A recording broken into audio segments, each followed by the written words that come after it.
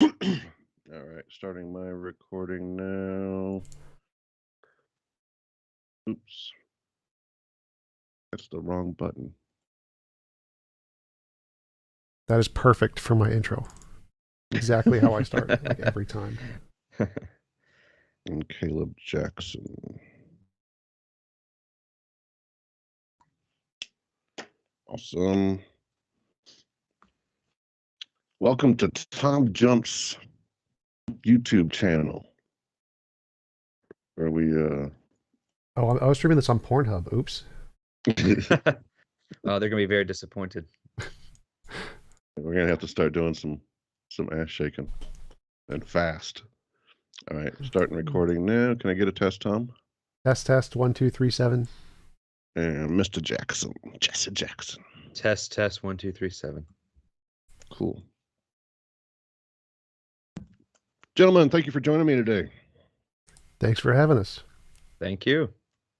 Tom Jump, better known as T-Jump, has his own YouTube channel under the name T-Jump. He's been on the show many times. And Caleb Jackson, I went on your YouTube channel, which is named, it's a horrible name, Caleb. What is that? Proselytize or apostatize? You can just call it Pora. Yeah, that's probably a Pora. That sounds cool.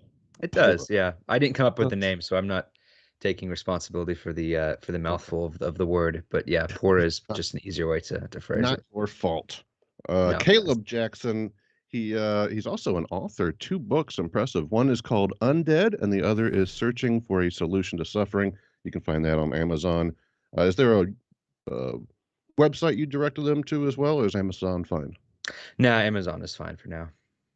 Fantastic. So I wanted to ask you something, Caleb. How do you know Jesus resurrected? And I was hoping Tom could help pick it up thereafter.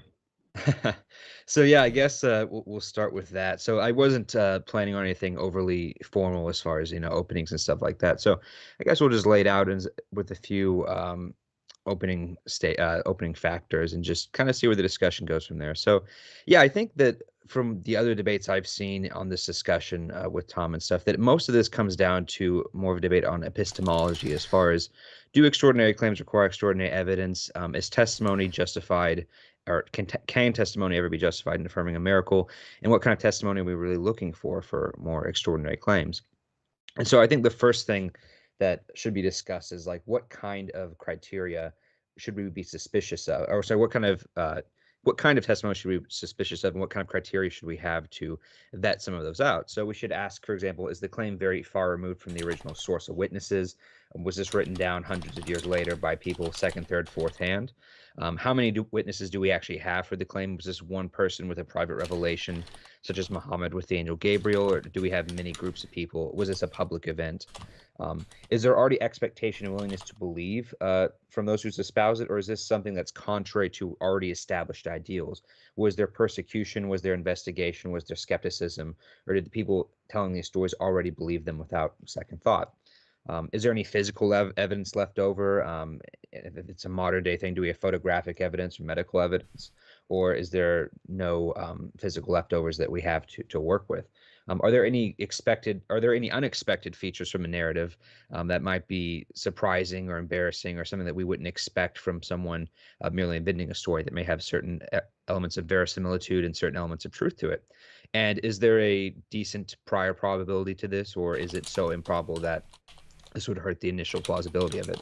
So I think those are some criteria that are at least fairly objective, that shouldn't be determinant on one particular religion, such as, it's not criteria like, well, the Pope has to espouse it, or something that seems very arbitrary. Something that's more general in epistemology. And now when we look at the resurrection claim, of course, giving a brief case, most people will do some kind of minimal facts approach. I don't think that's necessarily for this, but I think we can try to look and see, does the resurrection claim and other Christian miracles like it that may be entailed with it fulfill some of these criteria? So, the earliest claim we have, the resurrection, comes from a creed that from Paul. Paul was initially a skeptic who had converted, and Paul was in correspondence with people like James and Peter, which he mentions in Galatians 1 and 2, where he had gotten this information from, who were also claimed to be eyewitnesses. So we're not very far removed from the initial sources on that. As far as witnesses go, Paul lists several dozen, some of which he knew personally. This is more than just one or two people seeing an event, so that raises the probability slightly. Is this a unique belief that countered normal ones? Well, yes. In Judaism, typically it was not believed that a single person could resurrect from the dead prior to the end of the world. They did believe in ghosts. They believed people could be taken up to heaven, but the belief that a single man could be raised was quite arbitrary. And this was something that from both Paul's letters and people like Tacitus, Christians were persecuted because they were not very popular among the Romans for beliefs such as that, because they saw it as contrary to many of the divine attributes given to the Caesars, for example. So we do have somewhat persecution in that. Do we have any physical evidence left over? Well, some people would argue that the Shroud of Turin is. Now, I'm not an expert in that, so I wouldn't personally bring that up today. But that's something some people bring up. I think a better one would be maybe the Church of the Holy Sepulchre, which many archaeologists think could plausibly be the site of the empty tomb, because there's plenty of archaeological reasons for thinking that it's a pretty early veneration site. And even if we can't know for certain, and even if we could say, well, that there's no body there, that doesn't automatically prove the resurrection happened, but it does at least add on to the analogy that we're doing. It adds a little bit onto the cumulative probability case. Is this unexpected? Is this something that we would have reasons to be skeptical of as far as preconceived notions? Well, again, this appears differently than how it would be expected. Most notably, in the Gospels, Jesus appears unrecognized and not even not conforming to what the Jews predicted the resurrection would look like. In Daniel 12 and other passages like 2nd Baruch, the resurrection is supposed to be this glorious and luminous appearance, and this is not what we get in the tradition. So this doesn't seem to be derived from the Old Testament, that we would expect someone who is hallucinating, for example, to have that. And of course, we have to ask, like, is there a probability for this, or is this just so initially improbable that we can't really expect to find it plausible? Well, there are philosophers like Richard Swinburne and others who argue, for theism, and also argue that there are good reasons to think that God would become incarnate and atone for sins. And of course, those reasons are a bit complicated to get into as well. But there is serious consideration as far as prior probability goes. And the last thing I'll say on this is that I think the initial idea of miracles, especially contemporary miracles in Christian context, are actually quite frequent. In fact, there was one survey in 2004 that showed that 55% of American doctors believe that they had personally witnessed a miracle, and 75% of them believe that they were open to the possibility. And so it's extremely common as far as how common these beliefs are, especially by people who are educated, by doctors and the like. And we have medical bureaus and papers and stuff published attesting to many of these. And so I think this notion of supernatural intervention in many areas of this, especially tied to the resurrection, tied to people praying on the name of Jesus, who, if Jesus is still dead, it's quite surprising that people are able to be healed in his name, whereas if Jesus is still alive, it's slightly less surprising. I think all of that needs to be taken into consideration of the initial probability, and that's kind of what we're, I guess, here to discuss and look at today. So with that, yeah, guess I'll conclude that informal opening. Well, Tom, I'd say you just lost the whole debate. What do you think, man? Is any of that kind of convincing for you, or did you find any of it challenging? Perhaps I didn't like the last part. What was it? Where the Shroud of Turin. Yeah, the Shroud of Turin. That one threw me, but he didn't want to go into it, so that's fair. Because no, that's more Dale Glover's thing. I just brought it up because some people do, but that's not something I would care to defend. So yeah. But the miracles claim, I thought was probably the weakest of all. But maybe your strongest point is just the witnesses. Would that be fair, Caleb? Well, I actually think his strongest point was in the beginning when he said, like, the conversation is mostly about epistemology. I think I agree with that. I think that it is about, like, he said that we start off with epistemology and trying to determine what sources of information we are suspicious of. Well, that part he got wrong. So we actually start off with trying to determine what sources are credible. First, we assume they're all not credible. They're all garbage, and then try to find out which ones are credible, not the other way around. So, and then discussing whether or not we should trust a testimony. Yeah, absolutely, that's the case. And whether or not what criteria could make some testimony more or less reliable or likely to be true. That's also, those are the most important points here. Like, if testimony isn't a reliable source of information, well then, okay, resurrection lost, because that's all you have is testimony. So really the debate is about, is the testimony reliable and how can it be reliable? The testimony itself from the Gospels isn't really that interesting. It's more just people claim to have seen a dead person. And he mentioned that one of the factors that he thinks that makes testimony more likely is whether or not someone in a culture is likely to believe it. That's not quite correct, because there's extraneous factors that explain the same thing. It's whether or not there is some feature of reality which causes the same phenomenon to occur, which we know of, which would cause them to likely believe it. And there is. So like if all of the Gospels or the apostles saw a dead loved one, well, that's a really common thing in humanity called bereavement delusion. It happens to 30 to 60% of people. If a loved one dies, they see them and hear them dead after they've died. This is not a rare thing to occur. So are they likely to believe that they saw and heard a dead loved one? Yes, that is a very common thing for humans to believe, regardless of what their cultural proclivities are. So really the question isn't about, are they likely to believe in their culture? It's, is there something that can explain the phenomenon that we know of, which isn't a resurrection? And is that a better explanation? And the answer is, well, yeah, that's a significantly better explanation. Which is why testimony isn't taken as evidence in courtrooms or in history for anything that doesn't already have an empirical basis. Like no miracles, magic, mythical creatures, paranormal, supernatural, UFOs, none of that can be justified by testimony in a courtroom or in history. Because we know testimony is so unreliable. We know for a fact. We start with just this. It's not a priori, it's a posteriori. We know testimony is garbage. It cannot be used to justify these things. You would need to, the testimony can be used as a basis to build a hypothesis, and that hypothesis can then be tested with like actual science, empirical things that can verify it. But the testimony itself is just garbage, just a just so story or hearsay. It's not a reliable source of data at all. So I don't know why he thinks that testimony should be considered special in this case, 2,000 years ago, from a bunch of goat herders who didn't know anything about science, when we don't do that for even modern testimony. We know modern testimony wouldn't count. If that many people said they saw Jesus dead today, would that count as evidence of Jesus' resurrection or Bob's resurrection? No, it would not. It would be irrelevant. We'd say, okay, well, we're going to need some evidence here. Like just your words don't do anything for us. So somehow the testimony being provided 2,000 years ago, being treated as if it's somehow more reliable, is a conundrum among the Christian community. Like, well, what are you doing? Like, would you trust like a bunch of neighbors down the street who said that they had a friend rise from the dead? Like, obviously not. But somehow you're willing to trust a book from thousands of years ago.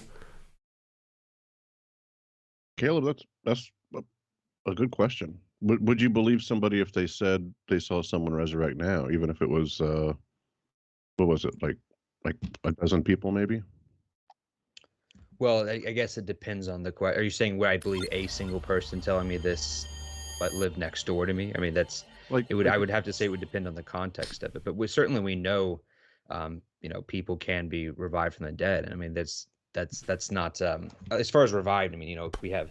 I know of doctors who have pronounced people from the dead and then hours later raised them from the dead. Now, that's not necessarily analogous to supernatural raisings, but certainly testimony from credible witnesses, I think, is relevant. But that's why I tried at the beginning to have these factors that would vet out. Well, let me clarify that a bit. Yeah. So let's say that there are thousands of people in Russia who say they are in the presence of the resurrected Jesus. Mm-hmm.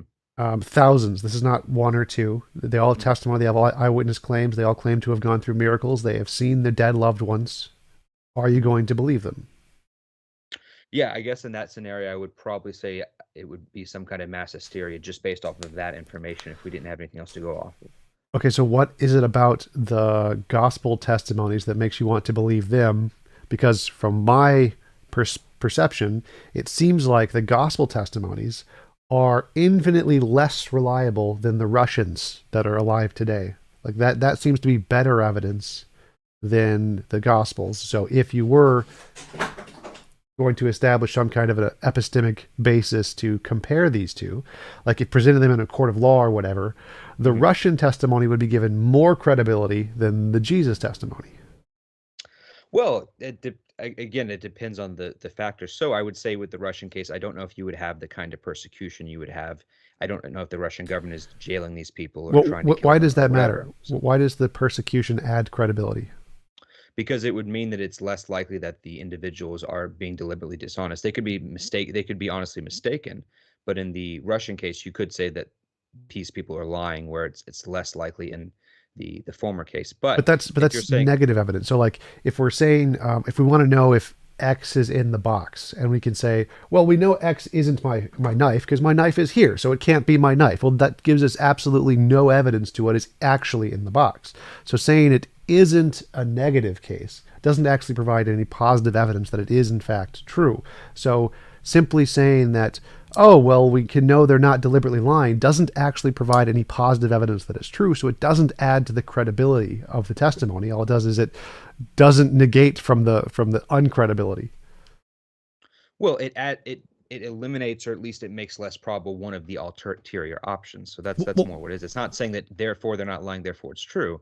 You can have other options of, well, they think they think what they saw was real, but they're being right, mistaken. right. That's possible too. I'm just Well, saying I mean, I agree with you. That's why I brought up the yeah, knife example. So if there's a box right, and we want to know what's in the box, and I say, oh, look, I'm holding my knife. So it can't be my knife. I've eliminated sure. one of the possibilities.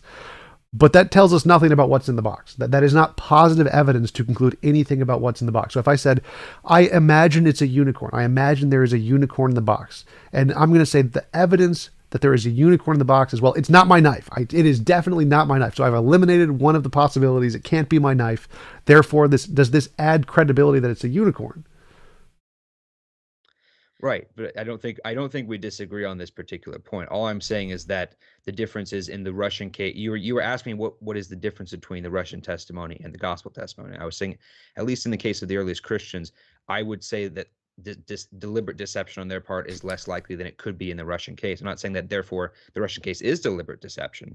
It could be. I would think it'd be more likely honest mistaken by mass hysteria. But if Well, you're but that's my point here. Is that's an irrelevant factor. It's like saying, well, they're in Russia. The Russian testimonies are in Russian. The Jewish testimonies were in Israel. Like that's nice, but that doesn't tell us anything about which is more likely to be true.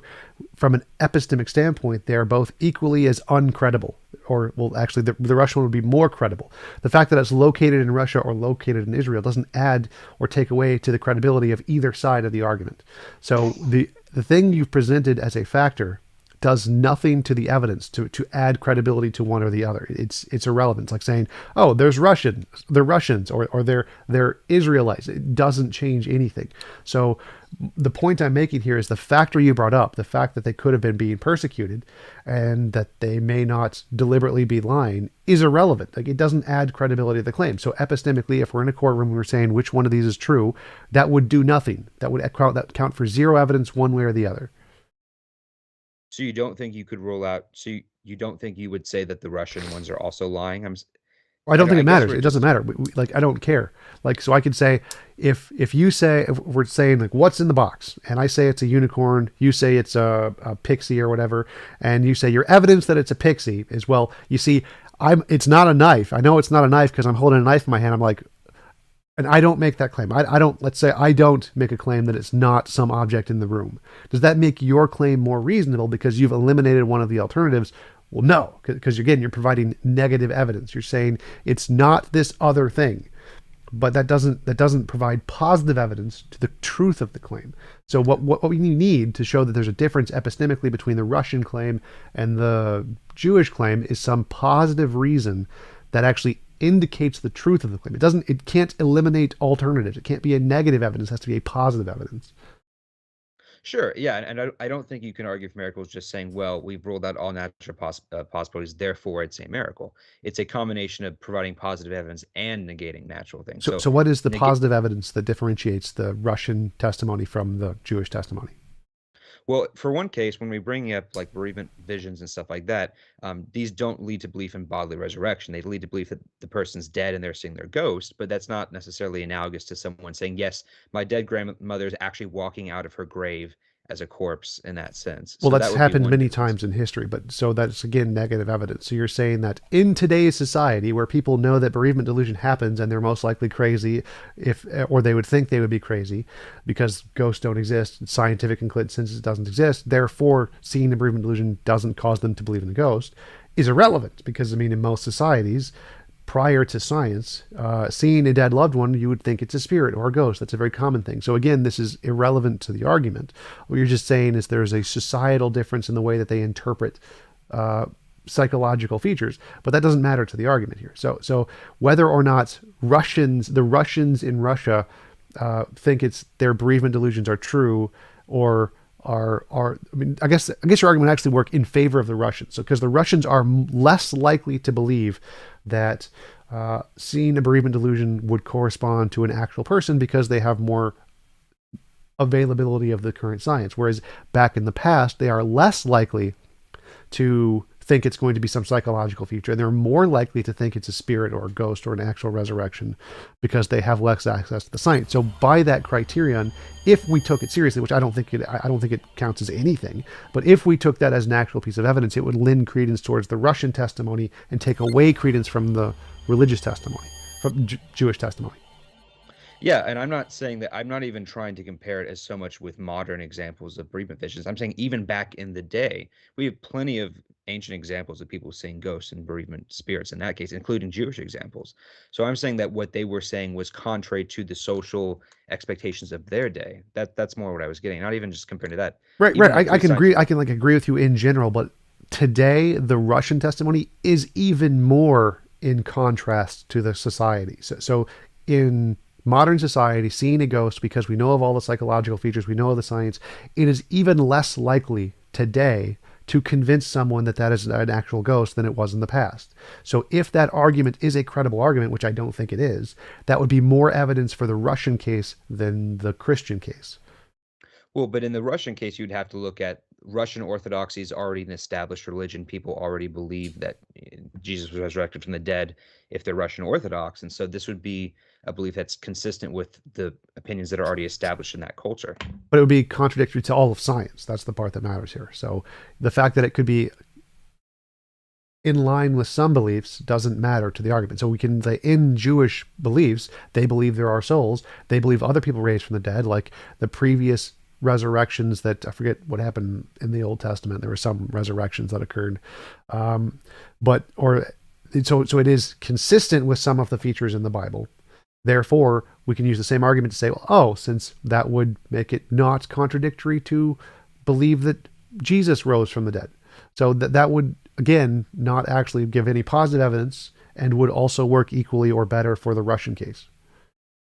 Yeah, but I'm trying to articulate this because I'm not sure that we're necessarily understanding each other. I was saying that in the Russian case, this is not a belief that is contrary to what people in that culture already believe, whereas in the Christian case, it is contrary to what's already believed. And so Right. when you're looking at psychological expectations and religious expectation and so forth, that's going to be a major distinction between the two. That's kind of what I was trying to preliminate there.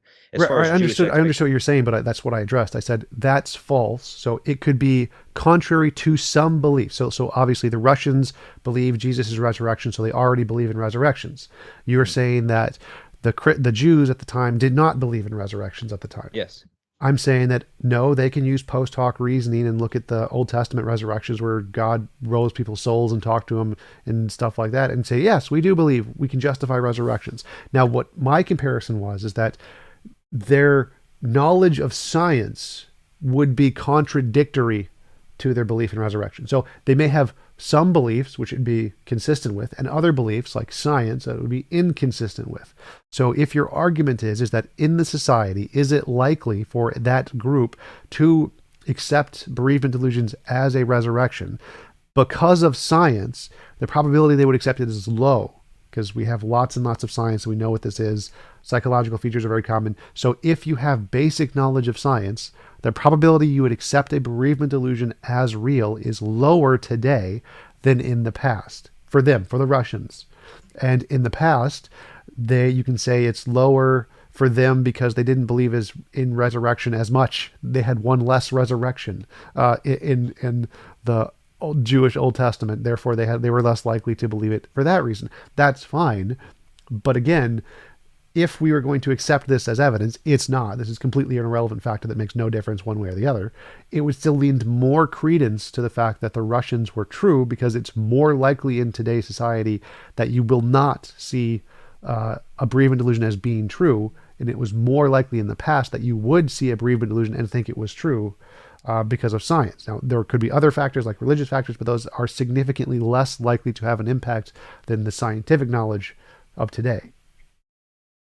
Yeah, and I guess I would push back a little bit as far as, the pre and post scientific age. Certainly, we have more advanced science in this day, but it's not as if people back then just didn't or were just completely accepting of miracles and didn't think that this was unusual. I mean, that's kind of the whole point of miracles, is that they're supposed to contrast.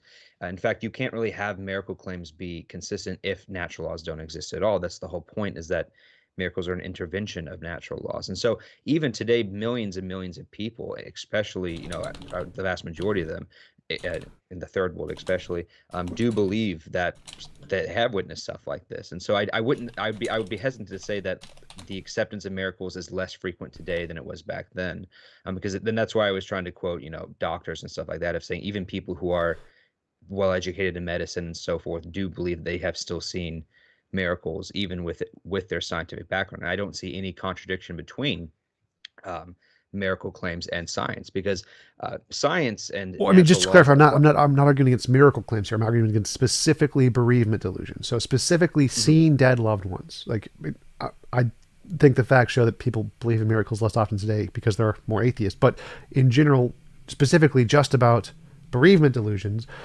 because we have lots of psychological research on this, lots of papers published. This is a very common thing. It's on the news. We know what this is. Lots of people know what this is. This is a common feature that we know about in reality. If someone sees a dead loved one, they're going to look back at their prior knowledge and be like, "Oh, science has explained this as a bereavement delusion. I can just go to a therapist to talk about this." Rather, back in like thousands of years ago, hundreds of years ago, even when we didn't have the research on what a bereavement delusion was, they're more likely to think, "Oh, I'm seeing a dead loved one." That was more common in the past, and more common that people would believe in spirits and ghosts and talking to dead loved ones in the past than today. Not just miracles. I'm not talking about miracles. I'm talking about specifically Right. interpreting bereavement delusions as actual seeing a ghost. Right. Yeah, Yeah. before you answer, Caleb, I worry we might have beat this dead horse a little It can bit. be resurrected if it's been beaten, though, so it's Yeah, okay. we don't want to resurrect it. But No, yeah, uh, I'm kidding. is your claim, just to wrap up that part of the questioning? Is your claim actually, Caleb, that people were more likely, or that people would be just as likely now as they were in the past to believe in, miracles and ghosts and goblins and ghouls and whatnot? Or is that somewhere that he kind of just, would you say he led you down that road and you ended up defending it inadvertently, or is that actually what you think?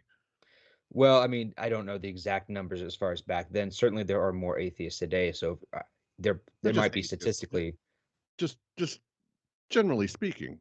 Well, it doesn't seem like that would be something that I would want to be defending if I were in your shoes. I don't think that's really what you think. I'm sure What, you that believe people still that. claim miracles today, or I was curious what the question No, was. the people in the past Uh-huh. believed more fake shit than they do today. And you can say, well, some of the stuff that Robert's describing as fake shit is stuff that I actually believe in as a Christian. Fair enough. But I'm just saying, generally, of course, people believed in more of that stuff. Oh, sure. I think people believe in it today and back then. I mean, if you're going to say, Yeah. yeah, I do think that that was common, but you see even people back then, like, I'm trying to think, I think it was Pliny the Younger, Pliny the Elder, had a whole essay on Alexander the Quack Prophet, of people scamming it. And they were very critical on this. Tacitus is very critical on miracle claims. So it's not as if you didn't have skeptics back then who disbelieved these as well. So I think as far as, the ratio between skeptics and believers, I don't know if that is significantly different back then than it was today, maybe slightly. But certainly, I think the disbelief in the supernatural, even among atheists, a lot of polls and think Scandinavia and elsewhere have them believing in ghosts or something like that. I think general human experience is quite optimistic towards belief in the supernatural and its agency within natural law and how it intervenes in it. So I think the initial premise that natural laws are, immutable and that the supernatural doesn't exist, and as far as interacting with natural laws, I think that uniform human experience throughout history and even today, it would the majority of it would seem to counteract that, at least as far as initial intuitions. Well, that's kind of a separate point here. So the argument I'm making was that in today's society, it is less probable for an average human being to believe a bereavement delusion was actually a ghost than in past societies. In past Sure. societies, if you had a bereavement delusion, you are more likely to think it was a spirit than today. Average person. Sure, and I mean there are plenty of average people who do think that they're still ghosts, but sure, I'll concede that for because I think that's Okay, probably right. so if your argument is that they are less likely to think a bereavement delusion is a ghost, and because they are less likely, that is evidence that it's more reasonable that it's true, then it would be better evidence for the Russians today, because it's less likely they would believe the bereavement delusion was true than for people in the past. Therefore, if your argument is that because it's less likely they would believe a bereavement delusion was an actual resurrection, and they do, then something special must have happened to convince them, then this would apply more as evidence to the Russians today. Also, I wanted to just quickly mention your claim that miracles can't happen, or that all there is natural laws, and somehow most people's experience contradict that. Again, until you can show testimony actually counts as evidence, the fact that people would accept that or not isn't relevant. And I never made that argument. So I've never made the argument that the natural laws are contradictory to miracles. So those are separate topics, but just on the basic point of what you said, it's um, if the probability of people seeing a bereavement delusion and thinking it's a resurrection is low, if we count that as evidence, then it would be better evidence for the Russians. So your own argument seems to contradict your point and show that my counterexample defeats your position, because we don't accept the Russians, and yet this would be better evidence for the Russians. Well, again, let me wrap this up because I know Robert wants us to move on to something else because this is getting repetitive. But the thing that I was trying to say is that it depends on the background of the Russians. If these are secular atheistic Russians who don't believe in stuff like that, then I think your point would be correct. But if these are people who are Russian Orthodox who already believe that Jesus rose from the dead, then they wouldn't be as skeptical towards a bereavement vision because they've already believed people have seen dead loved ones and that it was legitimate. So I don't think that that's I think that's important. That's an important factor to consider in this hypothetical scenario. Hey, something I'm real curious about, Caleb, and this is a side thing, but Yeah. miracles has come up a lot. And I would think Tom might be interested to know this as well. Do you believe in any miracles from other faiths, not Christianity? Yeah, there are. I believe is a hesitant word. There are ones that I think that I can't really explain very well that I'm Oh, compelled by that I think are fascinating. There's also yeah, plenty of Roman. I mean, like, do you accept miracles happen in other religions as well as your own? I would be inclined to say yes. Yeah. Same with Catholicism. I'm not Catholic, but yeah. So, like,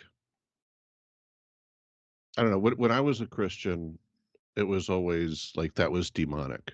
Like we Mm. had, there was stuff that God did that was real and that was good and holy. And oddly enough, he never fixed anybody, um, like an amputee, but it was always like a mysterious cancer or something. Something you couldn't see, and then it would be cured, and that was God doing it. It's just more rare now than in the Bible days, is how I was taught as a child. But if it was anything outside of that, it was demonic. And Satan has special powers, and he can do things. But that's not necessarily what you ascribe to. You're actually saying that other people's religion, other people's gods, or I guess you wouldn't think it was their gods. Just explain that for me. I don't understand how other religions' miracles could happen. You mind if I try to steelman that? So I think Rob's question is do other gods do miracles for other people's religions? And I think Caleb would probably say no. He's just thinking his God is doing all the miracles for everybody. Oh, okay. Is that fair? Yeah, that would be fair. I mean, so there are, I do know Christians who would try to use the demonic example. And I think, I mean, of course, you do see some of that in the Bible with like Pharaoh's magicians, also copying some of Moses's miracles and stuff like that. But of course, that's ad hoc because once you get to Jesus being accused of casting out demons in the name of Beelzebub, Jews might as well just say, well, I'm sorry, that Satan raised Jesus from the dead to deceive the masses and convert people away from Judaism. So that is a bit of a slippery slope, I think, to try to say that, well, it's all demonic and stuff. But yeah, I think that would, if one were to take that God is the one doing these, I would say that perhaps you could say that it is a single God. One could be a pluralist and say, many Buddhists don't have an issue with Jesus raising the dead, for example, because it doesn't completely contradict their own theology. One thing I do find interesting is that if one is to concede that some of these are supernatural, um, the difference in the Christian cases is that usually these lead to conversions in the third world, whereas typically, from what I've seen, the other miracles typically happen in camps where people already believe them. So you don't have large numbers of Christians, at least statistically large numbers, converting to Hinduism, for example, because they saw a Hindu miracle. Usually Hindus are the ones saying they saw a Hindu miracle. But we do have statistics and reports and data of Hindus seeing Christian miracles and then having whole tribes of people converting. So that to me seems to be going one direction. But I'm not saying that necessarily shows that the Christian God is the one doing this, but that's kind of the format in which I would look at some of those. So. Tom, you've responded to a lot of Caleb's points. Is there anything that you would have that you would argue is good evidence that the resurrection did not occur? Yes, our knowledge of basic human testimony and bereavement delusion. So the fact that we know people see other people they've loved died makes it far more likely that that's the case. Like if Jesus actually resurrected and he like was seen by the Russians, if he was seen by the Romans and had to be crucified again, that would be pretty good evidence that like we'd be like, okay, well, did he resurrect, or was he like, did he just survive the first resurrection? That'd be really unlikely. So if the Romans had to crucify him a second time, that would be probably good evidence that he actually resurrected. So if the Romans were seeing him resurrect, that would be good evidence that it wasn't just a bereavement delusion by his followers or people who had an emotional connection to him. But because we don't see that, we only see this as claims by his followers. That's pretty good evidence it's most likely a bereavement delusion. Yeah, well, that's actually interesting because that's kind of the work I'm working on right now. I have a whole chapter on modern visions of Jesus, and that includes visions to Hindus and Muslims and people who had previously no familiarity with Christianity.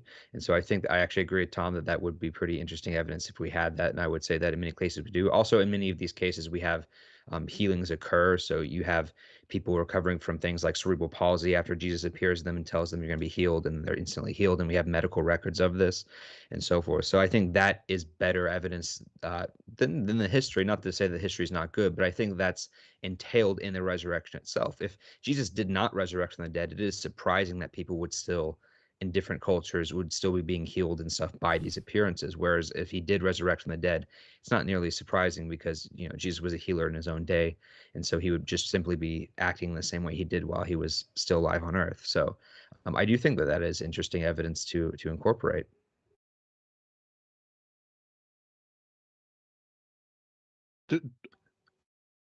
I'm confused. Are you Are you still there? Yeah, it just caught me off guard. Okay. So Tom's saying that it was just his followers Mm-hmm. that saw him, that saw Christ, the resurrected Christ. Is that accurate? Well, and Paul wasn't his follower. Paul was someone who persecuted Jews, but there's always somebody who had a very strong emotional connection to Jesus or to Christians. But the Damascus Road was more like a fancy light Jesus or something. It was like the magical one, but it wasn't like the one, the same one, right?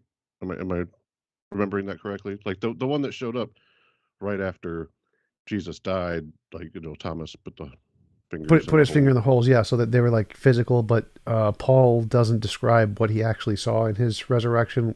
We normally interpret that as being like a light or something. That's the most reasonable interpretation, but he doesn't actually describe what he saw. That's not in the Bible anywhere. Okay.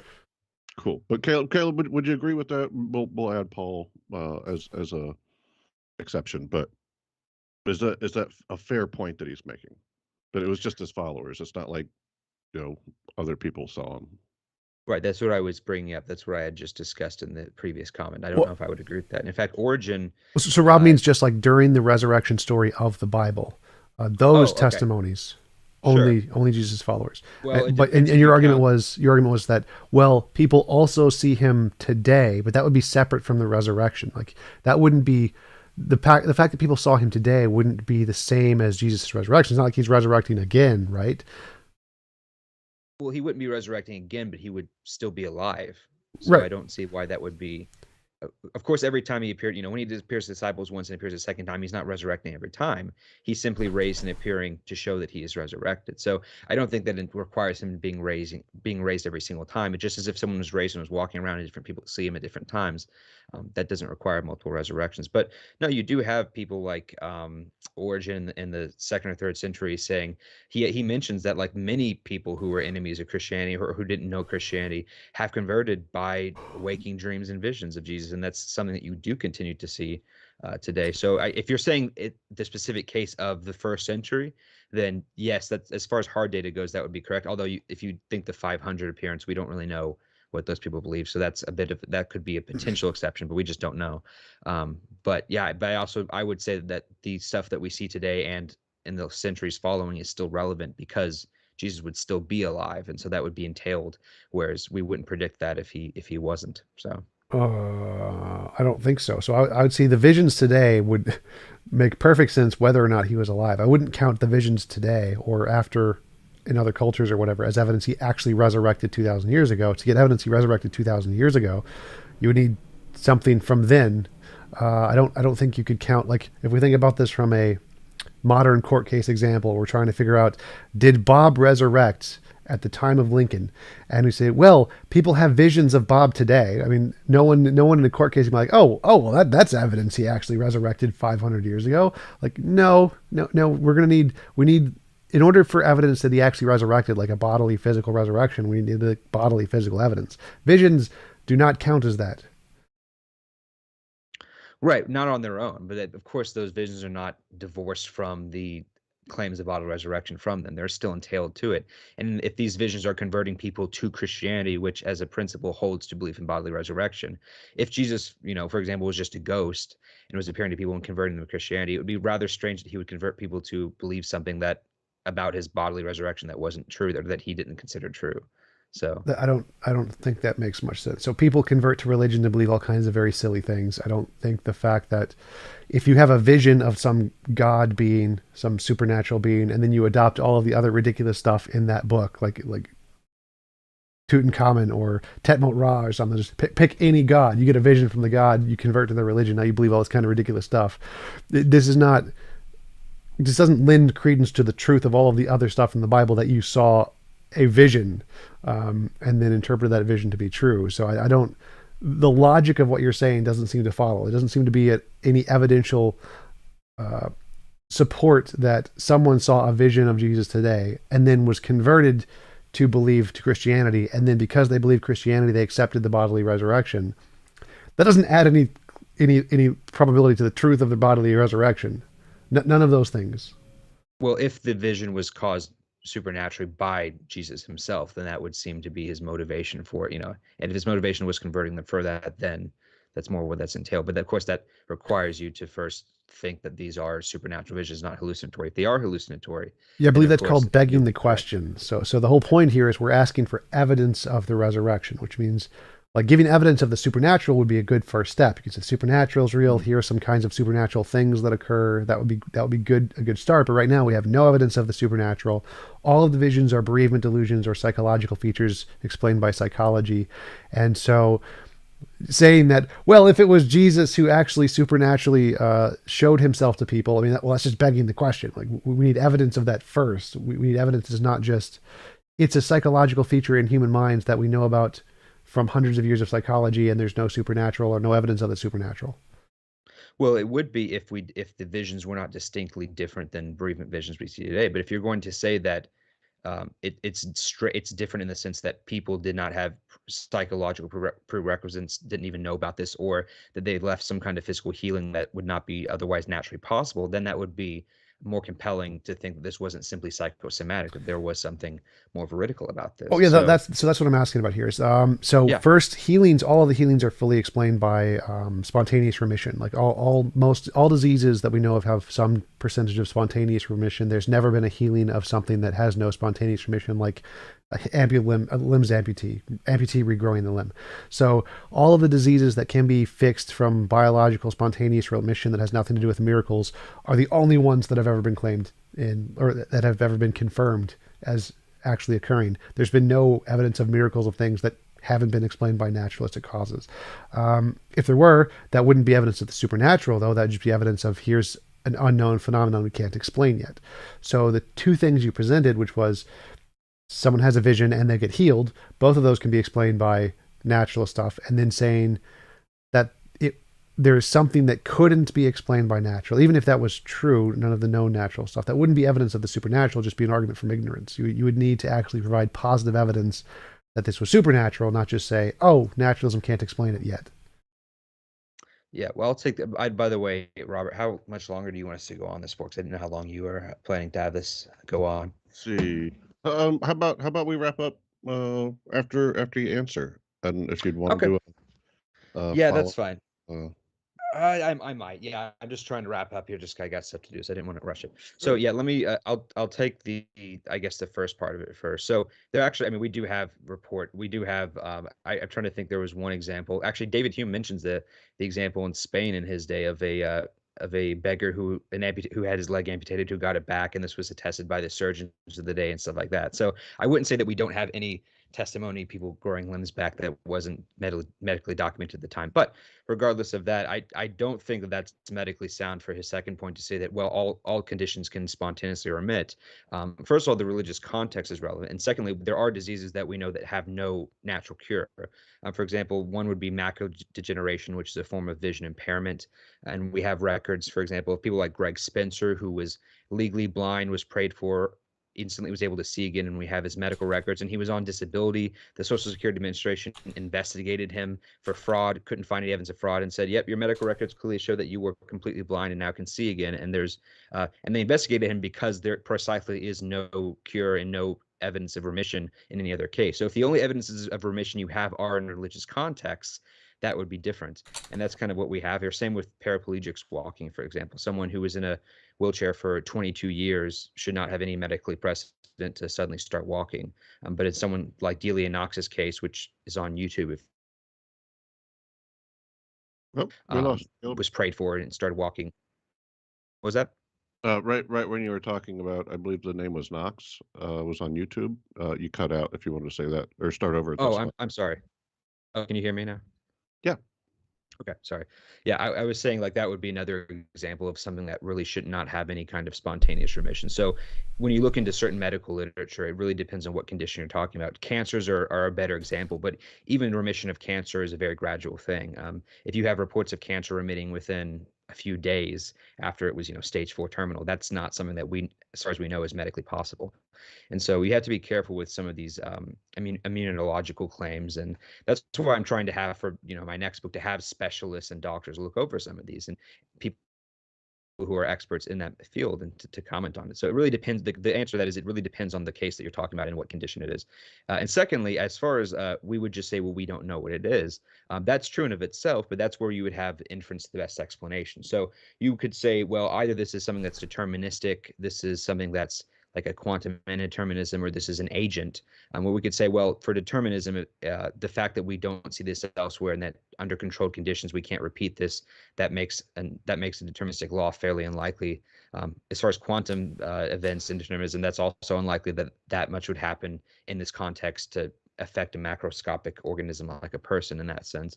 And so you could say maybe it's an agent with free will. And so then you would say, well, which agent is it? And that's when the religious context would come into play, as far as an agent who might want to heal someone, who has the ability to heal someone, and so forth. So that's kind of how I would address some of those comments. That's Caleb Jackson from Pora, the YouTube channel. Also, you can find his books on Amazon, Undead and Searching for a Solution to Suffering. TJump from the TJump YouTube channel. You mind closing us out, sir? Just your thoughts on Caleb's last point there. I mean, sure. Like, well, one thing is that I think it's false. Like, I just googled an article from ResearchGate, retinal pigment, lots of big words I can't say, which specifically just says there are. Let's see here. There are cases of spontaneous remission of neurovascularization stuff, blah blah blah, without the need for treatment. See citation 6, 7, 8, 13. So there are many cases of that occurring. Also, there are cases of cancer having remission very quickly that have nothing to do with visions or things like that. Like I would agree that if the only time people ever had spontaneous remission of diseases was with a vision of Jesus or something, then yeah, I would count that as some very small evidence for sure. But it's just not the case. It's just false. Most of the cases we have are not of that, and it happens equal percentages all over the world with no visions to atheists. And the fact that Hume wrote about a testimony of someone getting their leg back doesn't make it credible. So I don't think that it actually counts as evidence. Having, again, because we haven't actually demonstrated that testimony counts as evidence in the first place. So saying that Hume has some guy in Spain who had a testimony that he got his leg back doesn't count as evidence. Gentlemen, thank you so much. I really appreciate it. I'd love to. Well, how would I say this? I'll edit that. I'll just do it over. Gentlemen, thank you so much. I really appreciate your time today. Thank you, Robert. Absolutely appreciate it. So I wanted to say I really appreciate you, Robert, because I've been trying to get my Discord people. I've been trying to get more people to set up debates, like to call people, to send emails, but they're all wusses. It's really hard to get people to actually set up debates. And so I really appreciate you and James and the other guys who set up debates, because that is, as something to help grow the community, that is an extremely important, valuable skill that is lacking and is extremely hard to teach people to do. So thank you. Yeah, no, I appreciate it. I agree with you. I hear so much. What's the point of these debates? What's the point? It was a major part of my leaving the faith, was listening to two people talk it out. So that, yeah, I think that's valuable. And to Team Jesus as well, Caleb. And I don't say that in a snarky way. I just said, literally, I'm sure that could help in your proselytizing and evangelism, or apostatizing. Which is it? Right, exactly. All right, thanks. Let's have a good one. Thanks, you too, guys. Appreciate it. See you guys later.